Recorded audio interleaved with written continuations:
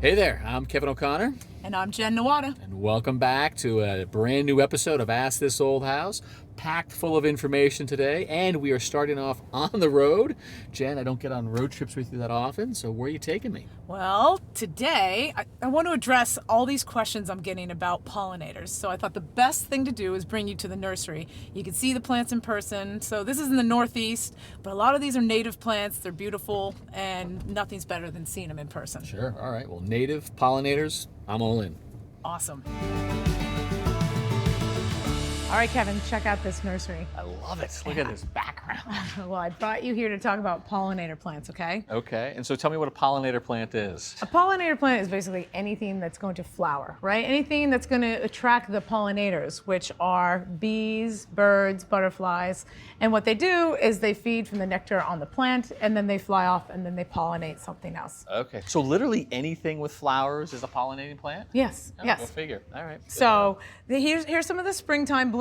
So you want to, start throughout the season. So when I do my designs, I like to incorporate plants that bloom throughout spring, summer, fall, just so you extend the life and the feeding time, and everybody's happy. And what have you got here? So this one is called Ilex verticillata. It is a winter berry. Now that I've heard of. Okay. So they get those bright red berries in the fall, but they first start with these beautiful white flowers. This one's about to emerge, about to pop. These buds are going to open up to flowers, and then those will be pollinated and turn into the big bright red berries. And if the birds and the bees don't come or they're not hanging around, that's not going to happen. No, sometimes it gets a little self-pollinating, but if you want the full-on berry heavy fruiting, you need your pollinators. Okay, so this is early spring. What do you got here? This is a perennial, this is a shrub, this is a perennial, this is called Dicentra, bleeding heart. Oh, yeah. That sounds familiar? Yeah, my son gave my wife one of these for Mother's Day. Still her favorite plant. The beautiful flowers. Very good choice. I'm proud of your son. Yeah, it's beautiful. It's a great shade option, but they have these beautiful flowers that droop down. Very incredible. Nice. All right. Another shrub. This one's called Fothergilla. It blooms right on the wood before the leaves emerge. It almost looks like a bottle brush. It's bright white. Flower that's accessible on all sides. So the fact that the leaves are out means the blooms have come and gone. Correct. Hence early spring right here. Yes. All right, yes, so yes, as we move down the line, these are the later bloomers? Yes, this is butterfly weed. You could see these are all opened up. These are budded up, ready to go. This one is a very important plant for a very special friend called the monarch butterfly. Right. You've heard of the monarch, right? Yeah, they commute. They migrate. Big, long distances. Yeah, they commute. Right. So this is their main food source, and they need this to survive and give them that energy to fly south. So if you have these in your yard, you're likely to get a layover from one of the butterflies. You're 100% going to get a layover. So, and they're very attractive, and they give some height to the garden. It's a beautiful perennial. So if I could, I'm going to guess this is some sort of hydrangea, right? Yep, it's a hydrangea arborescens. The cultivar name is pinky pollen ring. And so these are all budded up, ready to go. This is it's a lace cap. So it's absolutely beautiful. It's like a landing pad, and it's another beautiful option. It's a shrub. There are so many hydrangeas out there, and a lot of them just have these gigantic blossoms, big, vibrant colors. This one's a little bit more muted. I'm surprised it's on your favorite list.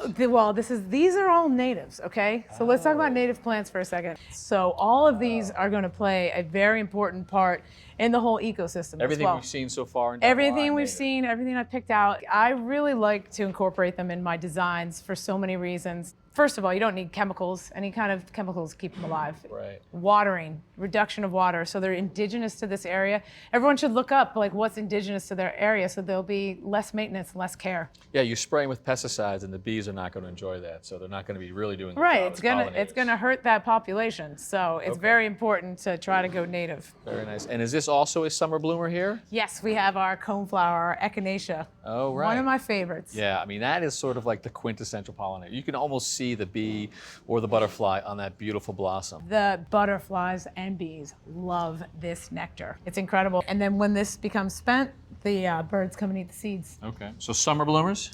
Yep, summer bloomers moving into late summer, early fall. I This think one- you planted one of these for me. Can you ID it then? Oak leaf hydrangea? Yes, I am an Very oak leaf cool. hydrangea junkie. And They Yeah. have such a beautiful, big panicle of flower. And Yeah. it's such a big flower that all pollinators get in from all angles. And does well in the shade. Does well in the shade, does well in part sun. It's a beautiful plant, amazing fall color, one of my favorite natives. Okay.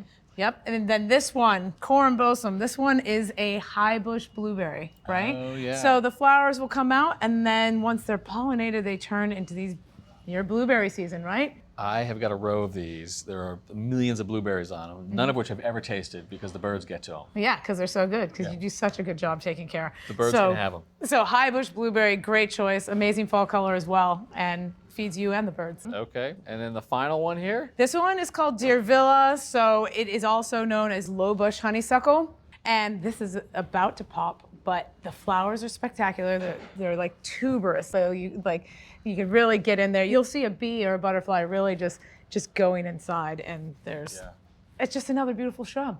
You know, it's awesome to see that you've got such a choice that are both natives and pollinators, right? So they're going to look great in the yard, but they're going to do everything you want for all the local birds, bees, insects, and such. With less maintenance, less water, less chemicals. I mean, it's kind of a no-brainer. Yeah, you got to bring me back here more often. I know. Thanks, all right. Jen.